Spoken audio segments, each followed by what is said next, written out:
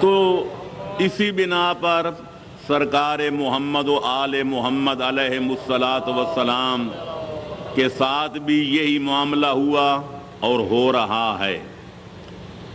بڑھانے والے ان کو خدا سے کم تر ماننے کے لیے تیار نہیں ہیں، اور گھٹانے والے ان کو ایک انسان کامل بھی ماننے کے لیے تیار نہیں ہیں۔ گھٹانے والوں نے اتنا گھٹایا کہ پیغمبر اکرم کے مقابلے میں نقل کفر نباشد ابو جہل کو اور ابو لہب کو بڑھایا، حسنین کے نانے کو گھٹایا، اور علی ولی کے مقابلے میں لوگوں نے امیر شام کو بڑھایا، حسنین کے بابے کو گھٹایا۔ یہ ان کا عالم ہے۔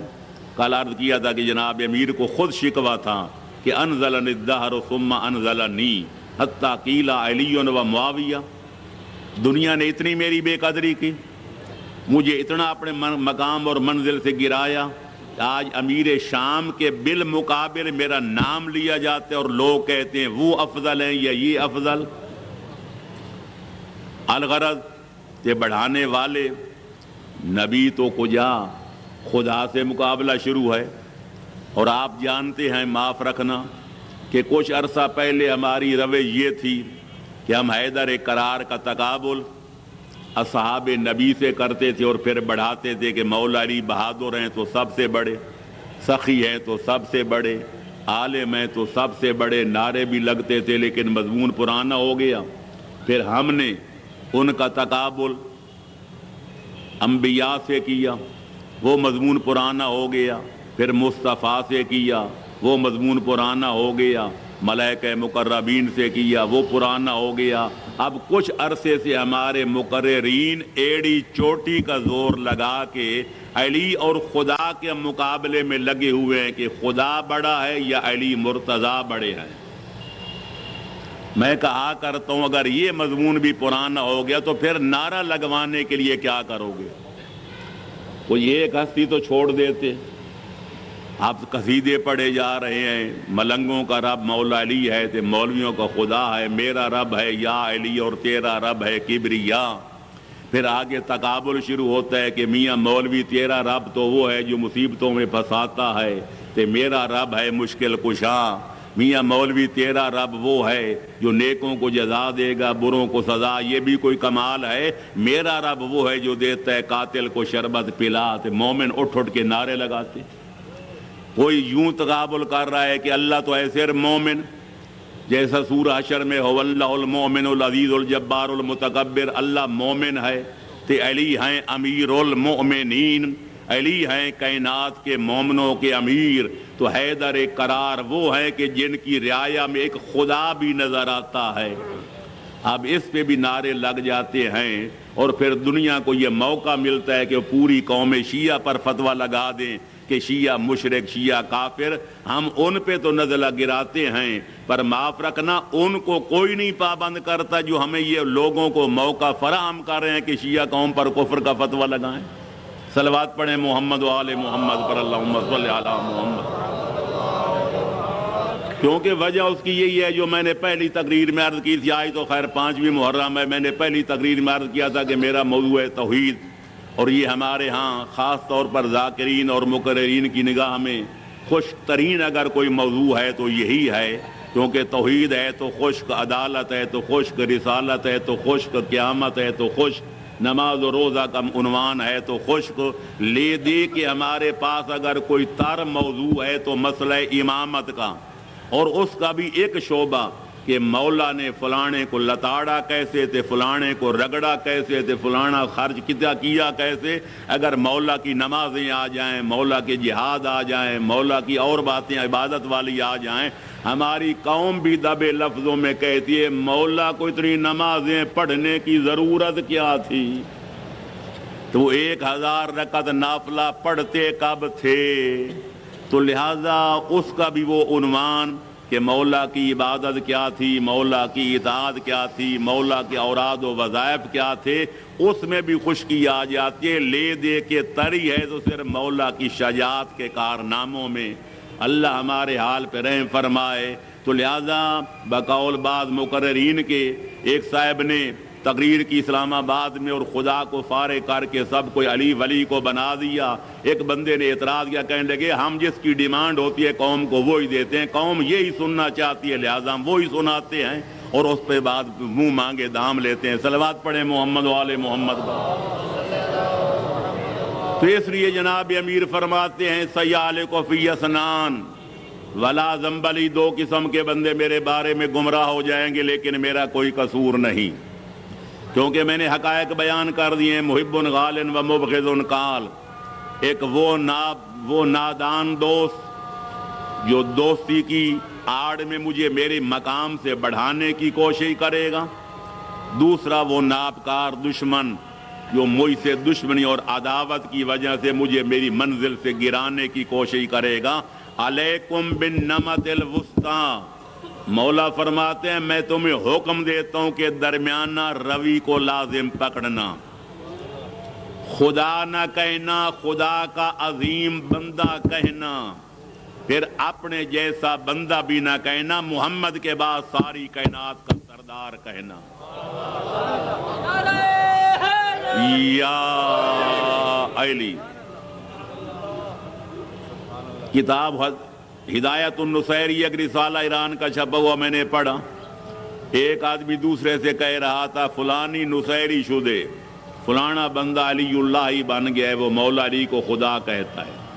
دوسرے نے کہا جی یا کیوں نہ ہو، ان علی را خوب شناختے ولے خدا را نہ شناختے، اس نے مولا علی کو تو خوب پہچانا ہے پر اللہ کو نہیں پہچانا۔ دوسرا بولا آخر کہنے لگے تم غلط کہتے ہو، نہ علی را شناختے نہ خدا را شناختے، اس نے نہ علی کو پہچانا ہے نہ علی کے خدا کو پہچانا ہے۔ اگر علی کو پہچانتا تو عبد کو معبود نہ کہتا، اور اگر خدا کو پہچانتا تو خدا کو معزول نہ کہتا، علی کو خدا کی منزل پہ نہ بٹھا۔ تو لہٰذا یہ جہالت کے کرشمے ہیں میرے دوستو، یاد رکھو جہاں تک خدا ہونے کا تعلق ہے، پہلے دور میں سنتے تھے غالی ہوتے ہیں جو کہتے تھے کوئی خدا نہیں، لا الہ الا علی یا لا الہ الا محمد، وہ کتابوں میں پڑھتے تھے، مخالف وہ کتابیں پڑھتے تھے اور کہتے تھے شیعہ علی کو خدا کہتے ہیں، شیعہ علی کو نبی کو خدا کہتے ہیں۔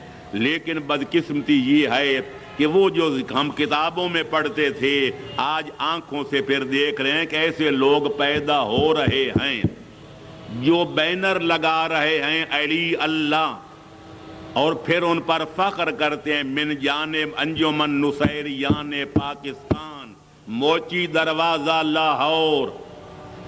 اگر کوئی گیا ہے سندھ میں سخی شعباد قلندر کے مزار پر تو وہ گواہی دے گا کہ وہاں بھی بینر لگے ہوئے ہیں، اور کچھ عرصہ پہلے کربلا گام شاہ میں بھی لگائے گئے تھے، اور اسمبلیوں تک آواز پہنچی تھی کہ ان کو کافر قرار دیا جائے جو علی کو خدا کہہ رہے ہیں۔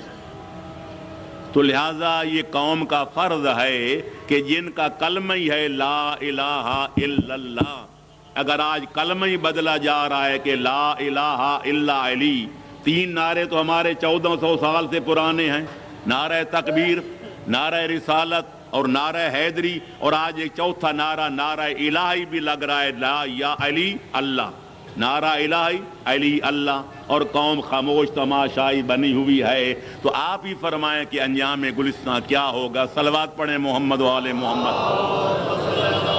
اللہم صلی۔ کچھ لوگ جو کھلا بکھلا خدا نہیں کہتے، انہوں نے اس سے بھی شریعت فتویٰ نہ لگائے، شریعت گریبان گیر نہ ہو، ادھر جذبہ محبت کہتے ہیں کہ خدا کہا جائے، ادھر شریعت کا ڈر ہے کہ علماء فتویٰ لگا کے ہمیں کافر قرار دے دیں گے۔ انہیں ایک درمیانہ راستہ نکالا کہ نہیں، یہ خدا تو نہیں ہیں، ان کا خدا تو ہے اللہ، لیکن اللہ اس وقت تک اللہ تھا اور اس کا کام یہی تھا کہ اس نے نبی و علی کو پیدا کیا، یا دوسرے قول کے مطابق 5 تن پاک کو پیدا کیا، اس کے بعد اللہ کا کام ختم ہو گیا، باقی کائنات پیدا کی ہے تو نبی و علی نے، کائنات کو روزی دیتے ہیں تو نبی و علی، اگر کائنات کا نظام چلا رہے ہیں تو یہ علی و نبی اور 5 تن پاک۔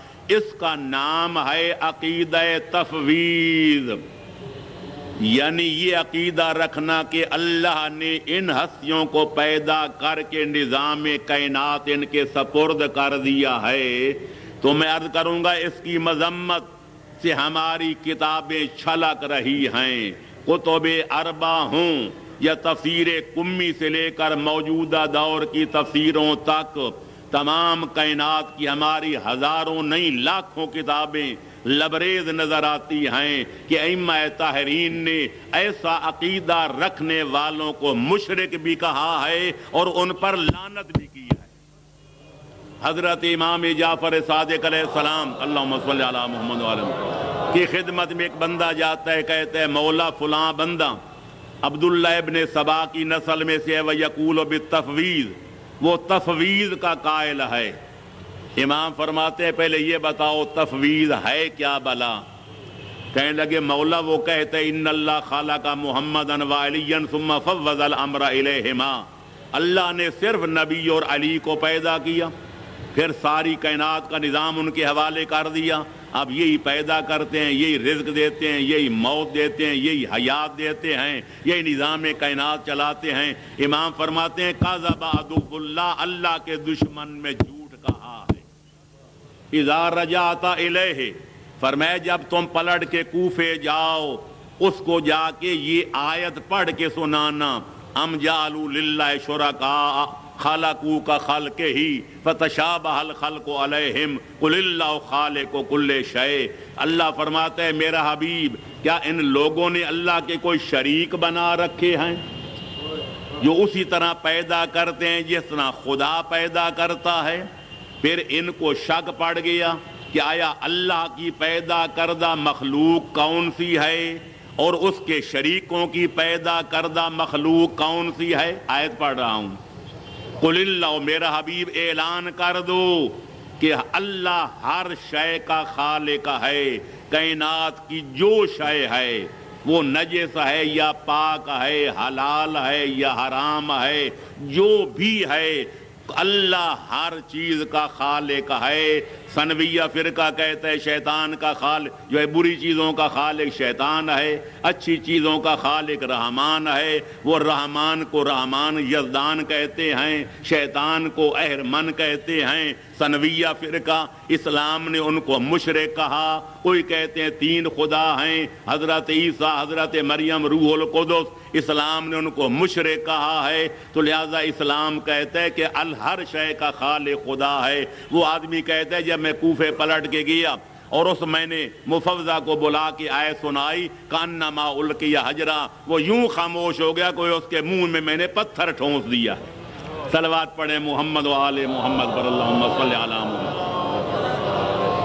عیون اخبار یہ سارا کتابیں بھری پڑی ہیں۔ پھر علامہ اپنا صدوق نے، علامہ مرسی نے، باقی علماء اعلام نے، شیخ مفید نے، سید مرتضیٰ رضی نے، سب نے لکھا کہ ایک بندہ حضرت امام رضا علیہ السلام کی خدمت میں پہنچا اور عرض کرتے ہیں مولا جبر و تفویض کے بارے میں کوئی فرمائیں۔ فرمائے جو عقیدہ جبر رکھتا ہے، جس کا یہ عقیدہ ہے کہ نیکیاں بھی اللہ تعالی کراتا ہے اور بدیاں بھی اللہ تعالی کراتا ہے، بندہ مجبور محض ہے، بندے کو نہ کوئی نیکی کرنے کا اختیار نہ کوئی بدی کرنے کا اختیار، پھر اللہ نیکیاں بھی خود کراتا ہے، بدیاں بھی خود کراتا ہے، پھر بدی کرا کے اس کو جہنم میں جھونک دیتا ہے، تے نیکی کرا کے اس کو انعام سے نوازتا ہے۔ فرمایا جو یہ عقیدہ رکھتا ہے وہ خارج از اسلام ہے۔ والقائل بالتفویض مشرک، اور جو یہ کہتا ہے کہ اللہ نے کچھ ہستیاں پیدا کر کے نظام ان کے حوالے کر دیا، وہ ہے تفویض، اور تفویض کا قائل مشرک ہے، وہ موحد کہلانے کا حقدار نہیں ہے۔ انما المشرکون نجس، خالق فرماتے مشرک لوگ نجس ہیں، لہذا بہت ساری روایتیں میں کہاں تک پڑھوں، یہ طے شدہ حقیقت ہے۔ علامہ مرسی نے بہار کی 7ویں جلد میں جو امامت کے فضائل سے چھلک رہی ہے، صاحب بصائر الدرجات نے جو امامت کے سمندر جس میں ٹھاٹھے مار رہے ہیں، یہ سارے اصول کافی، کتاب الحجت جس میں ائمہ اہل بیت کے فضائل اتنے لکھے ہوئے ہیں کہ انسانی عقل کا پرندہ بھی پر مار کے وہاں تک نہیں پہنچ سکتا، ان سب نے عنوان قائم کیے ہیں ان کے فضائل کا قائل ہونا، لیکن تفویض کا عقیدہ نہ رکھنا ورنہ مشرک بن جاؤ گے۔ صلوات پڑھو محمد و آل محمد پر۔ کیوں؟ قالت الیہود ید اللہ مغلولہ، یہودی کہتے ہیں اللہ کے ہاتھ بندھے ہوئے ہیں۔ جو کوئی تھا اپنی خدائی اپنے بیٹے عزیر کو دے چکا، اللہ فارغ۔ اللہ کو اتنا غصہ آیا، فرماتا ہے لعنوا بما قالوا، میری ان پر لعنت ہو، یہ مجھے فارغ کہتے ہیں کہ اللہ فارغ ہو گیا، میرے ہاتھ بندھے ہوئے ہیں، میں کوئی اختیار نہیں رکھتا، میرے قبضے قدرت میں کچھ نہیں ہے۔ فرماتے ہیں بل یداہ مبسوطتان ینفق کیف یشاء، ایک محاورہ ہے، میرے دونوں ہاتھ کھلے ہوئے ہیں، یعنی میں با اختیار ہوں، میں جیسے چاہتا ہوں تصرف کرتا ہوں، کائنات میرے قبضے قدرت میں ہے۔ یمحو اللہ ما یشاء ویثبت وعندہ ام الکتاب، میں جس چیز کو چاہتا ہوں لکھ دیتا ہوں، جس چیز کو چاہتا ہوں لکھی ہوئی کو مٹا دیتا ہوں۔ وعندہ ام الکتاب، لوح محفوظ میرے پاس ہے، تمہارے پاس تو نہیں ہے۔ صلوات پڑھو محمد و آل محمد پر، اللہم صلی علی محمد و آل۔ کچھ لوگ کہتے ہیں مسلمانوں میں ایسا فرقہ ہے، اللہ نے جو کوئی تو ہونے والا تھا لکھ دیا، لوح محفوظ پر لکھ دیا، اب وہ ہر قلم خشک ہو گیا، اب خدا بھی لکھے ہوئے کو بدلنا چاہے تو بدل نہیں سکتا۔ میں ایسا عقیدہ رکھنے والوں سے پوچھنا چاہوں گا کہ اگر اللہ بھی معاذ اللہ اپنا لکھا ہوا تبدیل نہیں کر سکتا تو پھر دعائیں مانگنے کا فائدہ کیا ہے؟ اگر اللہ کا نوشتہ تبدیل نہیں ہو سکتا تو پھر صدقہ دینے کا مقصد کیا ہے؟ اگر لکھا ہوا نہیں بدل سکتا، ڈاکٹر کے پاس جا کے علاج معالجہ کرانے کا پھر مفاد کیا ہے؟ اگر لکھا ہوا بدل نہیں سکتا پھر سعی و کوشش، یہ قد و کاوش، یہ سب کچھ کیا ہے؟ پھر تو چاہیے بندہ ہاتھ پہ ہاتھ رکھ کے بیٹھ جائے، جو کوئی خدا نے لکھ دیا ہے وہ ہو کے رہے گا۔ یہ حیوانیت ہے، یہ انسانیت نہیں ہے۔ خالق فرماتے ہیں تم دعا مانگو میں تقدیریں بدل دوں گا، تم صدقہ دو میں قضا کو بدل دوں گا، تم التجا تو کرو میں قدر کو بدل دوں گا۔ نعرہ تکبیر، اللہ اکبر، نعرہ رسالت، یا رسول اللہ، یا علی، بلند صلوات، اللہم صلی علی محمد و آل محمد۔ میں عرض کروں گا مقام وسیلہ میں انشاءاللہ ابھی تھوڑا سا انتظار کریں کہ خالق نے سرکار محمد و آل محمد کو وہ عظمت عطا کی ہے، وہ جلالت عطا کی ہے کہ پہلی تو بات تو یہ ہے کہ وہ اللہ کی بارگاہ میں کوئی ایسی سفارش نہیں کرتے جو اللہ کی منشا کے خلاف ہو۔ وَمَا تَشَاءُونَ إِلَّا أَن يَشَاءَ اللَّهُ، وہ وہی چاہتے ہیں جو خدا چاہتے ہیں، اس کی مشیت کو دیکھ کے سفارش کرتے ہیں۔ لیکن میں کہتا ہوں فرض محال محال نہ باشد، اگر فرض کر لیا جائے کہ اس وقت آدھی رات ہے تو آدھی رات بند تو نہیں جائے گی، پر فرض تو کر سکتے ہیں۔ یہ کہہ دیا جائے شامیانہ ہمارے اوپر نہیں، فرض کرو نیچے ہے، وہ نیچے نہیں آئے گا، پر فرض محال محال نہ باشد۔ میں کہتا ہوں بفرض محال اگر محمد و آل محمد اللہ کی بارگاہ میں کسی ایسے کام کی سفارش کر دیں جو اللہ کی قضاء و قدر سے ٹکراتا ہو، خدا اپنی قضاء و قدر کو بدل دیتا ہے، ان کی سفارش کو کبھی رد نہیں کرتا۔ یا علی، اللہ اکبر، یا رسول اللہ، یا علی، اللہم صلی علی محمد و آل محمد۔ آؤ میرے دوستو، آؤ میرے عزیزو، آؤ میرے بزرگو، اللہ کا قرآن چہاردہ معصومین کا فرمان جس میں کوئی شک و شبہ کی گنجائش نہیں ہے، میں آپ کو پڑھ کے سناؤں۔ نظام قدرت کائنات میں دو چل رہے ہیں، ایک ہے نظام تکوین، ایک ہے نظام تشریع، ایک ہے نظام شریعت، دوسرا ہے نظام کون و فساد۔ نظام شریعت کیا ہے؟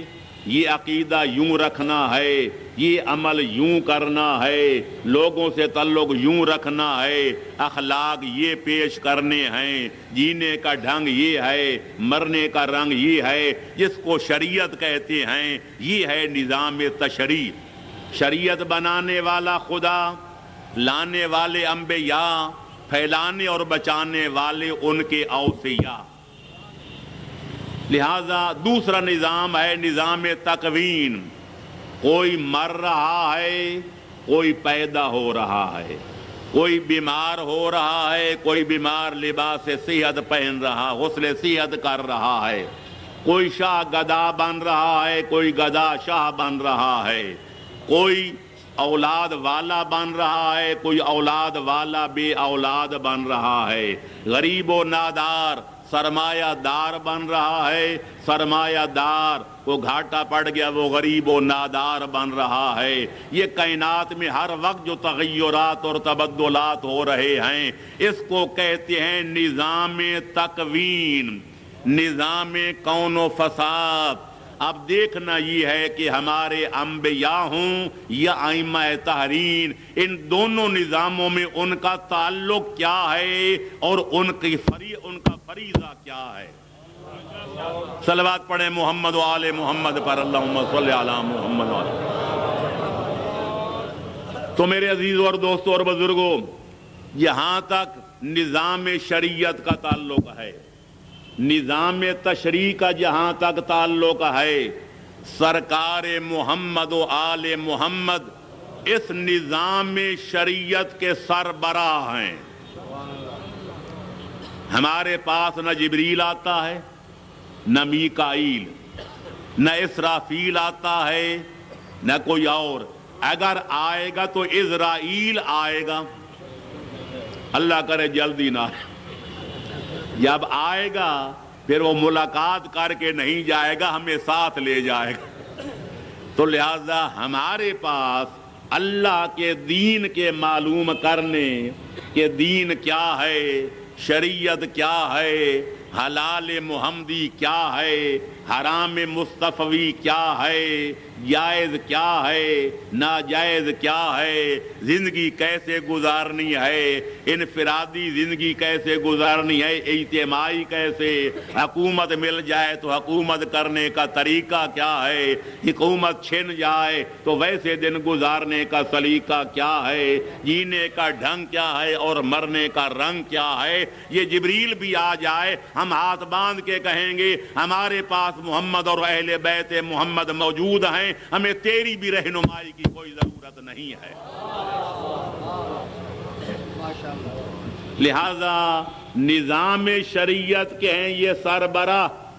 اور جہاں تک نظام تکوین کا تعلق ہے کہ کون بچہ پیدا ہو رہا ہے تو کون بڈھا مر رہا ہے، کون بیمار ہو رہا ہے تو کون غسل صحت کر رہا ہے، کون شاہ بن رہا ہے اور کون گدا بن رہا ہے، یہ محکمہ نظام تکوین خالق اکبر نے اپنے قبضہ قدرت میں رکھا ہوا ہے۔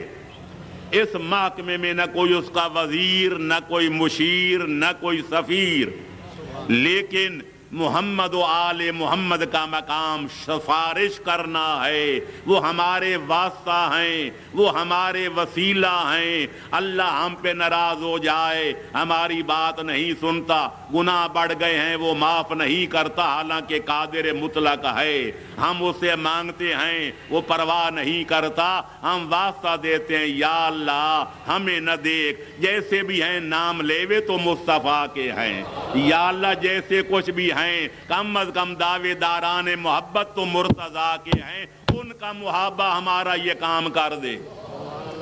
ان کا صدقہ ہماری کا مشکل آسان کر دے۔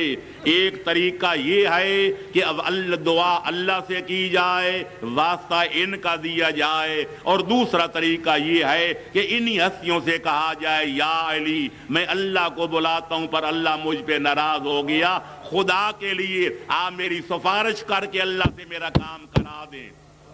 وہاں بھی کہنا پڑے گا اللہ سے کرا دیں، تاکہ سننے والا یہ سمجھے کہ دعا کرنے والا خدا کو مرکز جانتا ہے، علی کو وسیلہ جانتا ہے۔ صلوات پڑھو محمد و آل محمد پر۔ آؤ اب اس دعوے کے ہزاروں میرے پاس ثبوت ہیں، لیکن تفصیلات کو چھوڑتے ہوئے ایک واقعہ سناؤں جسے علامہ طبرسی نے احتجاج میں، علامہ شیخ صدوق نے اکمال الدین میں، علامہ میڈسی نے بہار الانوار میں، علامہ محدث نوری نے اپنی کتاب نجم ثاقب میں، علامہ سید علی حیری لاہوری نے اپنی کتاب آسن کیا نام ہے در مقصود یا کیا نام ہے ان کی کتاب کا، امام زمانہ کے حالات میں، اس میں یعنی تمام وہ کتابیں جو باہر میں لال ولایت کے حالات میں لکھی گئی ہیں، سب میں لکھا ہے کہ ان کی غیبت صغرا کا دور تھا، اور ان کا نائب خصوصی جناب محمد ابن عثمان سمری یا جناب حسین ابن رو کا دور تھا کہ شیعان بغداد میں اختلاف پیدا ہو گیا کہ یا خالق راز خدا ہے یا خالق راز محمد و آل محمد ہے، آیا اللہ پیدا کرتا ہے یا یہ ہستیاں پیدا کرتی ہیں، روزی اللہ دیتا ہے یا یہ ہستیاں روزی دیتی ہیں۔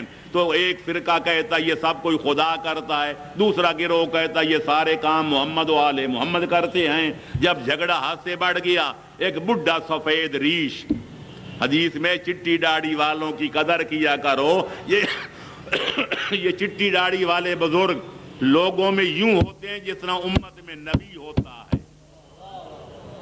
اس نے کہا تم کیوں آپس میں لڑ رہے ہو، کیوں شترے بے مہار بن رہے ہو، جب امام زمانہ کا نائب خاص تمہارے درمیان موجود ہے، یہ مسئلہ کیوں نہیں لکھ کر ان کی خدمت میں پیش کرتے اور اس سے کیوں نہیں استدعا کرتے کہ وہ باہر میں لال ولایت کی بارگاہ میں تمہارا مسئلہ پیش کریں، وہ جو جواب دینا یہ مقصہ والے وہ تم تک پہنچا دیں۔ سب نے اس رائے کو پسند کیا، مسئلہ لکھا گیا کہ مولا یہ فرمائیں کہ خالق راز ایک اللہ ہے یا خالق راز ایک آپ ہیں، اور اگر اللہ ہے تو پھر آپ کا منصب کیا ہے، آپ کا اس میں فریضہ کیا ہے، آپ کا حصہ کیا ہے۔ امام عالی مقام نے جو جواب دیا، میں پوری ذمہ داری سے ایک زبر زیر اور پیش کا میں ذمہ دار ہوں، جو پڑھ رہا ہوں ان نام بردہ کتابوں میں انہی لفظوں کے ساتھ یہ موجود ہے۔ فرمایا بسم اللہ الرحمن الرحیم، ان اللہ خلق الاجسام وقسم الارزاق فانه ليس بجسم ولا حال في جسم وهو السمیع العلیم۔ فرمایا کہ اللہ میں بسم اللہ کے بعد خدا ہی وہ ہے جو جسموں کا خالق ہے، خدا ہی وہ ہے جو کائنات کا روزی رساں ہے، کیوں کہ وہ نہ جسم رکھتا ہے نہ کسی جسم کے اندر حلول کرتا ہے، وہ سمیع بھی ہے، وہ بصیر بھی ہے، وہ قدیر بھی ہے۔ اس کے بعد فرماتے ہیں وَأَمَّا الْأَئِمَّةُ فَيَسْأَلُونَهُ فَيَخْلُقُ وَيَسْأَلُونَهُ فَيَرْزُقُ اعظاماً لشانہم و ایجاباً لقدرہم لدعاہم۔ فرمائے جہاں تک آل محمد کا تعلق ہے، سفارش ہم کرتے ہیں، رزق وہ دیتا ہے، سفارش ہم کرتے ہیں، اولاد وہ دیتا ہے۔ ہمارا مقام اتنا بلند ہے کہ جب کسی بندے کی سفارش کر دیں اللہ ہماری سفارش کو کبھی رد نہیں کرتا۔ اللہ اکبر، یا رسول اللہ، یا علی، اللہم صلی علی محمد و آل محمد۔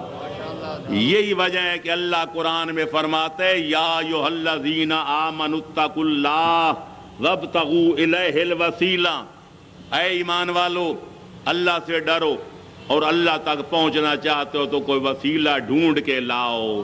وسیلہ بنانا نہیں، بنانا اس کا کام جس کو وہ بنا دے، اس کو ڈھونڈ کے وسیلے کے طور پہ پیش کرنا ہمارا کام۔ یہاں تو کہنے والے کہہ دیتے ہیں میں نے اس آیت پر بھی بڑی گفتگو کی اپنی تفسیر میں. جناب وسیلے سے مراد نماز ہے، خدا تک پہنچنا ہے تو نمازیں پڑھو، روزے رکھو، یہ کرو وہ کرو.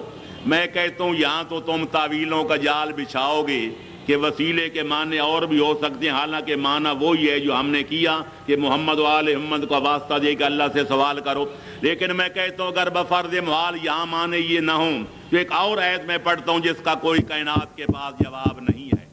خالق فرماتے ہیں وَلَوْ أَنَّهُمْ إِذْ ظَلَمُوا أَنفُسَهُمْ جَاءُوكَ فَاسْتَغْفَرُوا اللَّهَ وَاسْتَغْفَرَ لَهُمُ الرَّسُولُ لَوَجَدُوا اللَّهَ تَوَّابًا رَحِيمًا. او میرا حبیب، اللہ پیغمبر سے خطاب کر رہا ہے، جب ان لوگوں نے گناہ کر کر کے اپنے اوپر ظلم کیا تھا، گناہ کر کر کے جب اپنے اوپر ظلم ڈھایا تھا، اگر گناہ کر کے تیری سرکار میں حاضر ہو جاتے، تیرے پاس آ جاتے اور آ کر پشیمان ہو کر مجھ سے طلب مغفرت کرتے، اور پھر شرط یہ ہے کہ تو بھی سفارش کر دیتا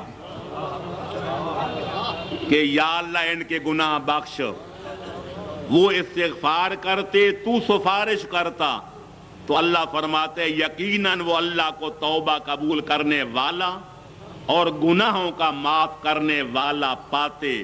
تو پتہ چل گیا اللہ بھی توبہ تب قبول کرتا ہے، اللہ بھی گناہ تب معاف کرتا ہے کہ بندہ توبہ کرے، مصطفیٰ سفارش کرے. صلوات پڑھو محمد و آل محمد پر. لہذا اب رہ گیا وسیلہ. جیسے عرض کیا عام طور پر میں نے اصول و شریعہ میں بڑی بحث کی ہے کہ انبیاء ہوں یا صلحاء یا عباد اللہ الصالحین، عام طریقہ یہی رہا ہے کہ دعا خدا سے مانگی جائے، واسطہ نبی اور آل نبی کا دیا جائے، خطاب خدا سے کیا جائے، بطور وسیلہ ان ہستیوں کو پیش کیا جائے. لیکن اس کے علاوہ دوسرا طریقہ بھی یقیناً جائز ہے کہ وہ یہ ہے کہ خطاب خود وسیلے کو کیا جائے، پر ان سے یوں نہ کہا جائے کہ یا علی مجھے اولاد دے، یا علی مجھے روزی دے، بلکہ کہا جائے یا علی آپ میرا اللہ کی بارگاہ میں وسیلہ ہیں، اللہ آپ کی بات کو رد نہیں کرتا، مجھے اللہ سے اولاد دلواؤ، میرے گناہ معاف کراؤ. آؤ یہ بھی سوالہ دے دوں، میرے سامنے مفاتیح الجنان پڑی ہے. مفاتیح الجنان علاوہ بری تحفۃ العوام میں بھی دعائے توسل موجود ہے. ہماری قوم کے ایسے صالحین ہیں جو ہر صبح کے بعد یہ دعا نماز صبح کے بعد پڑھتے ہیں. میں ذرا توجہ مبذول کرانا چاہتا ہوں کہ دعائے توسل میں ہم کہتے کیا ہیں. صلوات پڑھو محمد و آل محمد پر. اللہم صلی علی محمد. دعائے توسل میں پیغمبر اکرم سے لے کر 12ویں سرکار تک 14 معصومین کو خطاب کر کے دعائے توسل پڑھنے والا بار بار ایک بات عرض کرتا ہے. صلوات پڑھیں محمد و آل محمد پر. اللہم انی، اللہ سے خطاب، انی اسألک واتوجہ الیک بنبیک نبی الرحمت محمد صلی اللہ علیہ وآلہ وسلم. اے میرا اللہ، میں تیرے نبی، تیرے حبیب محمد صلی اللہ علیہ وآلہ وسلم کے توسل سے، ان کے وسیلے سے تیری بارگاہ میں متوجہ ہوتا ہوں. اللہ سے یہ کلام کر کے پھر خطاب کرتا ہے رسول کو، یا ابا القاسم، یا رسول اللہ، یا امام الرحمت، یا سیدنا و مولانا، انا توجہنا واستشفانا وتوسلنا بک الی اللہ وقدمناک بین یدی حاجاتنا یا عند اللہ یا وجیہا عند اللہ اشفع لنا عند اللہ. اے ابو القاسم صلی اللہ علیہ وسلم، اے رسول خدا، اے رحمت کے امام، اے ہمارے سید و سردار، اے ہمارے مولا و آقا، ہم آپ کے ذریعے آپ کو اپنا شفیع بنا کے خدا تک پہنچنا چاہتے ہیں. ہم آپ کو اپنا وسیلہ سمجھتے ہیں اللہ، اللہ کی بارگاہ میں. وقد وقدمناک بین یدی حاجاتنا، اپنی حاجتوں سے پہلے آپ کو پیش کرنا چاہتے ہیں اس کی بارگاہ میں، اے وجیہن عند اللہ، اے اللہ کے مقرب بندے، اے اللہ کے عزیز اور پیارے مخلوق، اشفع لنا عند اللہ، مہربانی کر کے ذرا میری اللہ کی بارگاہ میں سفارش کر۔ یہ پیغمبر کو خطاب، اس کے بعد مولا علی کو خطاب ہوتا ہے۔ صلوات پڑھیں محمد و آل محمد پر، اللہم صلی اللہ علیہ وسلم۔ خاتون قیامت کو خطاب ہے، یا فاطمہ الزہرا، یا بنت محمد، یا قرۃ عین رسول۔ یہ اس کے بارے میں پھر یہی ہے کہ ہم آپ کو اللہ کی بارگاہ میں پیش کرتے ہیں، آپ اللہ کی بارگاہ ہماری سفارش کر دیں، ہمارا وسیلہ بنے کہ اللہ ہمارا کام کر دے۔ اس کے بعد جناب امیر المومنین کے بعد سارے یعنی 14 معصومین، ہر جگہ یہی فکر ہے کہ ہم اللہ کی بارگاہ میں آپ کو وسیلہ پیش کرتے ہیں، یا وجیہن عند اللہ اشفع لنا عند اللہ، اے اللہ کی بارگاہ میں مقرب بارگاہ بندے، اللہ کی بارگاہ میں میری سفارش کر دیں، میرا بیڑا پار ہو جائے۔ تو 14 معصومین کی خدمت میں یہی کہا گیا، اللہ کی بارگاہ میں میری سفارش کر کے میرا اللہ سے کام کرا دیں۔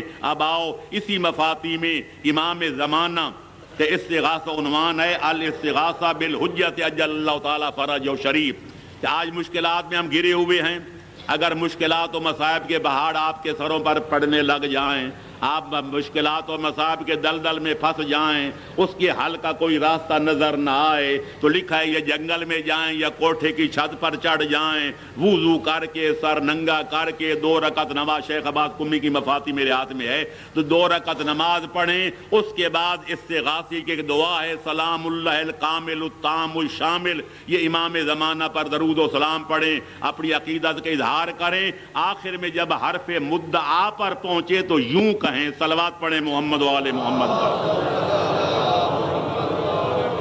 یبن رسول یا مولا یا صاحب الزمان، اے میرے مولا، اے میرے آقا، اے میرے وقت کے امام، اے فرزند رسول، یبن رسول اللہ، حاجتی قضا و قضا، میری حاجت یہ اور یہ ہے، میری مشکل یہ اور یہ ہے، میری الجھن یہ اور یہ ہے۔ اب کیا کریں؟ اگلا جملہ قیمتی ہے، کیا کریں آپ؟ فشفع لی عند اللہ، اللہ کی بارگاہ میں میری سفارش کر دیں، فی نجاحہا، کہ اللہ میری حاجت پوری کر دے، فقد فلقد وتوجہت الیک بحاجتی، میں نے آپ کو وسیلہ کیوں ڈھونڈا، آپ کی بارگاہ میں کیوں حاضر ہوا؟ لعلمی، میں جانتا ہوں، ان لک عند اللہ شفاعۃ مقبولہ، کہ آپ کی شفاعت اللہ قبول کرتا ہے، کبھی رد نہیں کرتا۔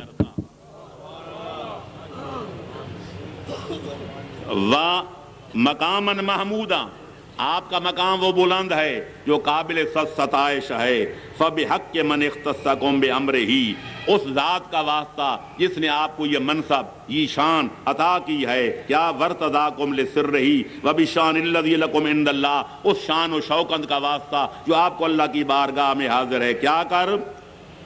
صلی اللہ تعالیٰ فی نجہ طالبتی و اجابت دعوتی، اللہ سے ضرور سوال کریں، اللہ میری حاجت پوری کرے، میری مشکل آسان کرے۔ یہاں ختم ہو جاتا ہے۔ صلوات پڑھو محمد و آل محمد پر۔ یہ چھوٹی سی کتاب جو میرے ہاتھ میں دیکھ رہے ہیں، یہ بڑی بڑی چھپی ہوئی ہے، کئی ترجمے اس کی شروع کئی جلدوں میں چھپی ہے۔ یہ صحیفہ کاملہ ہے، صحیفہ سجادیہ ہے، زبور آل محمد ہے، انجیل اہل بیت رسالت ہے۔ صلوات پڑھیں محمد و آل محمد پر، اللہم صلی علی محمد۔ اس میں پوری ایک دعا ہے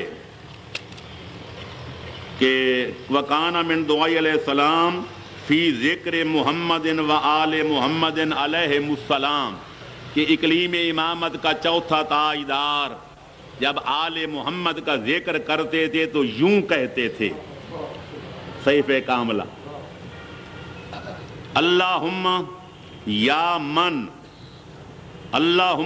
من خص محمد و آلہ بالکرامہ، اے اللہ جس نے ساری کائنات میں سے محمد و آل محمد کو عظمت و جلالت اور کرامت کے لیے مخصوص کر لیا،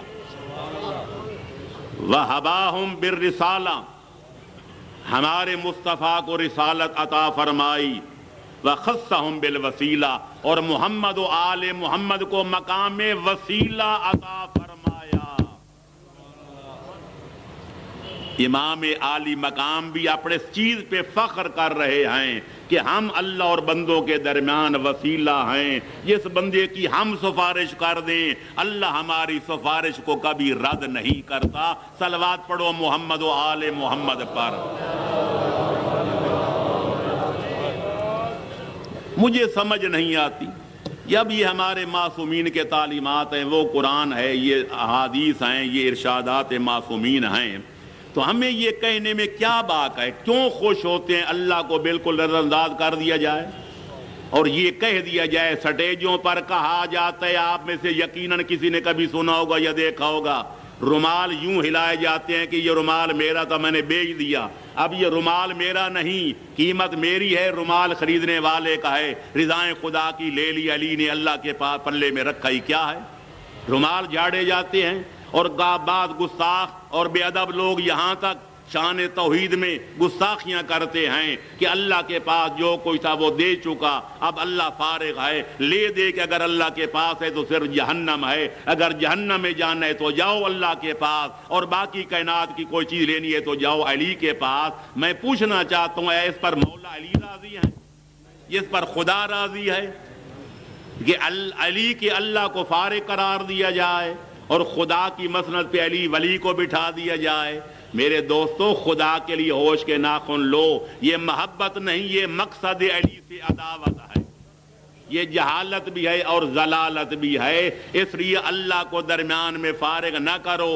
اللہ وہ ہے کہ حیدر قرار دل جاتا ہے۔ نہج البلاغہ اس سٹیج پہ نہیں پڑھی، کل میں لایا تھا، نہج البلاغہ میں ہے کہ مولا متقیان نماز پنجگانہ الگ، اس کے نوافل الگ، نماز تہجد الگ، 2 رکعت شفع الگ، 1 رکعت وتر الگ، یہ بن گئی 51 رکعت، ان کے سجدے بن گئے 102، ان کے علاوہ 1000 یومیہ شب و روز میں نافلہ الگ، اس کے بن گئے 2000 سجدے، 2102 سجدے حیدر قرار اپنے خالق مالک پالک کی چوکھٹ پہ ادا کر کے پھر بھی اتراتے نہیں ہیں، بلکہ کہتے ہیں الہی ما عبدنا کا حق کا عبادت ایک، اے پالنے والے جو تیری عبادت کا حق تھا بھی تو علی نے ادا کیا ہی نہیں ہے۔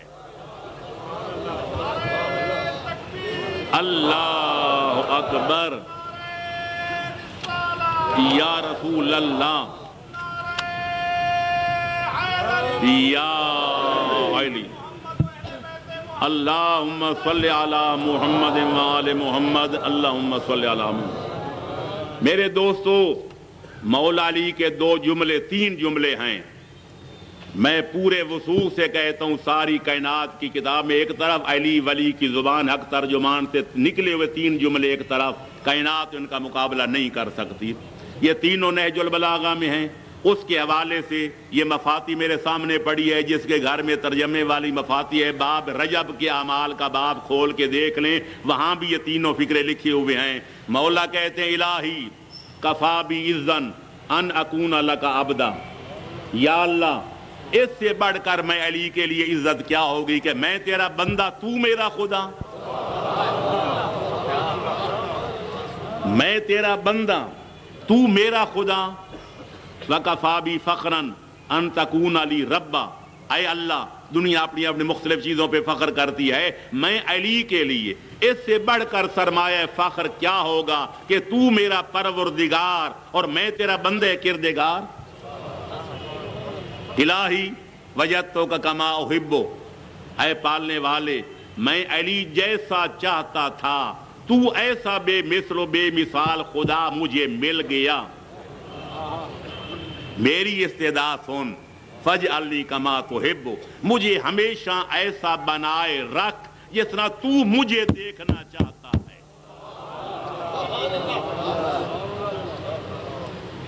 علی ولی تو یہ فرمائیں کہ ہم قصیدے پڑھیں، تیرا رب ہے یا علی تے میرا رب ہے کبریا، میرا رب ہے یا علی اور تیرا رب ہے کبریا، ربوں کا مقابلہ تو پھر مومن فرمائش کریں آج ربوں کے مقابلے والا قصیدہ سناؤ، تو دنیا پر واضح کرو کہ ہم مشرک ہیں اور بے ایمان ہیں۔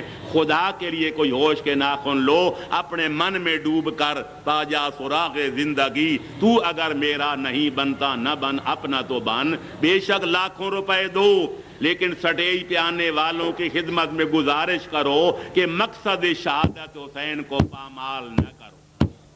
علی سب کچھ لٹوا کے خدا کے صحیح بارگاہ میں سجدہ ریز نظر آتے ہیں، حسین سب کچھ کٹوا کے، سب کچھ لٹوا کے اللہ کی بارگاہ میں سجدہ یوں کرتے ہیں۔ صلوات پڑھیں محمد و آل محمد پر۔ الہی ترکت الخلق ترن فی ہوا کا، اے پالنے والے میں نے ساری کائنات کو چھوڑ دیا صرف تیری محبت میں۔ وَأَيْتَمْتُ الْعِيَالَ لِكَيْ أَرَاكَ، میرے پالنے والے میں نے اپنے بچوں کا یتیم ہونا گوارا کر لیا صرف تیری خوشنودی میں۔ فَلَوْ قَطَّعْتَنِي فِي الْحُبِّ إِرْبًا لَمَا حَنَّ الْفُؤَادُ إِلَىٰ سِوَاكَ، اے پالنے والے اگر تو اپنے دین کی خاطر، اپنی محبت کی خاطر میں حسین کے جسم کو کینچیوں سے ٹکڑے ٹکڑے بھی کر دے، حسین کی پیشانی تیری چوکھٹ کے سوا کسی اور کے سامنے جھکنے کے لیے تیار نہیں ہے، اور میرے دل و دماغ میں تیری محبت کے سوا کسی اور کا کوئی نام و نشان نہیں ہے۔ اس حسین کے منبر پر خدا کی توہین کی جائے، لاکھوں روپے خرچ کر کے گمراہی خریدی جائے، لاکھوں روپے خرچ کر کے بدعملی خریدی جائے، ہمیں کیا دیا جا رہا ہے؟ عقائد میں لوگوں کو مشرک بنایا جا رہا ہے اور عمل و کردار میں فاسق فاجر بنایا جا رہا ہے۔ حسین کا مقصد تو یہ تھا کہ میرا سب کچھ لٹ جائے، میرا سب کچھ کٹ جائے، پر میرے نانے کے دین کا سب کچھ بچ جائے، خالق کی توحید بچ جائے، نانے کی رسالت بچ جائے، بابے کی امامت بچ جائے، عقید عدالت و قیامت بچ جائے، نماز نماز رہ جائے، روزہ روزہ رہ جائے، اور ہم سٹیجوں پہ کہیں جی بس صرف عزاداری کافی ہے، نمازوں میں کیا ہے تھے، روزوں میں کیا ہے تھے، حجوں میں کیا ہے، زکاتوں میں کیا ہے؟ کیا محبت آل محمد کا یہی ماننا ہے کہ ان کی محبت آ جائے تو اعمال کی چھٹی مل جاتی ہے؟ محبت آل محمد اعمال قبول کرانے کی شرط ہے، بدعملی کا پرمٹ دلانے کے لیے نہیں ہے۔ سید الشہداء نے کیوں وطن چھوڑا تھا؟ ہر بندے کو وطن پیارا ہوتا ہے۔ روزہ